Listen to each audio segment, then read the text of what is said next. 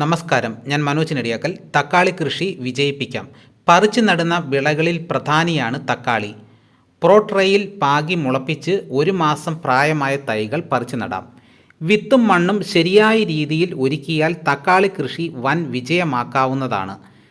വിത്തും നടിയിലും അത്യുൽപാദന ശേഷിയുള്ള ഇനങ്ങളാണ് ശക്തി, മുക്തി, അനക്ക, വെള്ളായണി, വിജയ് എന്നിവ.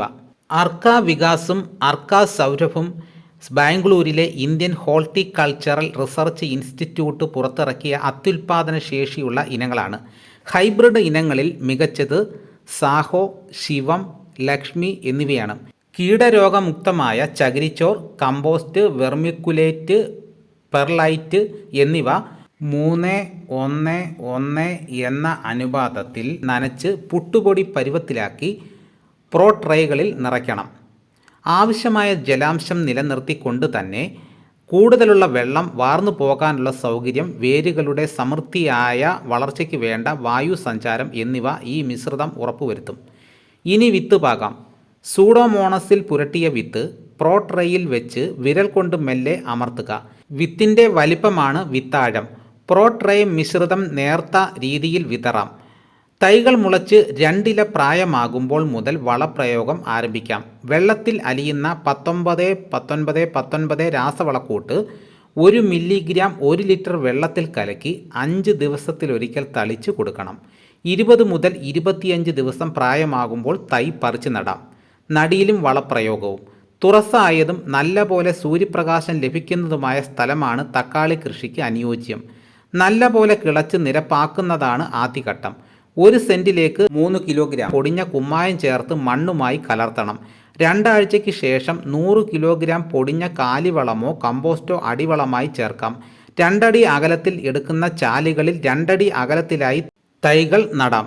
വൈകുന്നേരം നടുന്നത് ഉത്തമം. നട്ടുകഴിഞ്ഞ് ആദ്യത്തെ 2 ദിവസം തണൽ നൽകാൻ ശ്രദ്ധിക്കണം. പറിച്ചു നടുന്ന സമയത്ത് തൈകളുടെ വേര് സൂഡോമോണാസ് ലായനിയിൽ അരമണിക്കൂർ മുക്കിവെക്കണം. 20 ഗ്രാം സൂഡോമോണസ് 1 ലിറ്റർ വെള്ളത്തിൽ. കീടരോഗ നിയന്ത്രണം. അടുത്ത കാലത്തായി തക്കാളിയിൽ പ്രധാന കീടങ്ങളാണ് കായതുരപ്പൻ പുഴുവും ചിത്രകീടവും. കായ്കളിൽ ദ്വാരങ്ങൾ ഉണ്ടാക്കി അതിനകത്തേക്ക് തലമാത്രം കടത്തി പുഴുക്കൾ കായ തിന്നുന്നു. ഇങ്ങനെ കായയെ നശിപ്പിക്കുന്ന കായതുരപ്പൻ പുഴുവിനെ പെറുക്കിയെടുത്ത് നശിപ്പിക്കാം. വേപ്പെണ്ണ, യമൻഷൻ മിത്ര, കുമിളായ സുവേറിയ 20 ഗ്രാം 1 ലിറ്റർ വെള്ളത്തിൽ കലക്കി ചെടികളിൽ തളിച്ച് കായതുരപ്പൻ പുഴുവിനെ നശിപ്പിക്കാം. ഇലകളുടെ പ്രതലത്തിൽ തുരന്ന് തിന്നുകൊണ്ട് ചിത്രകീടത്തിൻ്റെ പുഴുക്കൾ ഇലകളുടെ കോശങ്ങളിലേക്ക് വ്യാപിക്കുന്നതിനാൽ ഇലകൾ പെട്ടെന്ന് വാടി തുടങ്ങുന്നതാണ് തക്കാളിയിലെ വാട്ടരോഗത്തിൻ്റെ പ്രധാന ലക്ഷണം. രോഗം ബാധിച്ച് ചെടികൾ പിഴുതെടുത്ത് നശിപ്പിക്കേണ്ടതും 20 ഗ്രാം സൂഡോമോണാസ് 1 ലിറ്റർ വെള്ളത്തിൽ കലക്കിയ ലായനി ഇലകളിൽ തളിക്കുന്നതും. അടുക്കളത്തോട്ടത്തിൽ കൃഷി ഇറക്കുമ്പോൾ സെൻറ്റ് 1-ന് 350 gram urea, 1 kilogram Rajphos, 100 gram muriate of potash എന്നിവ അടിവളമായി ചേർക്കണം. തൈ നട്ട് 3 ആഴ്ച കഴിഞ്ഞ് 175 ഗ്രാം യൂറിയയും 50 ഗ്രാം പൊട്ടാഷും ചേർത്ത് മണ്ണ് കൂട്ടണം.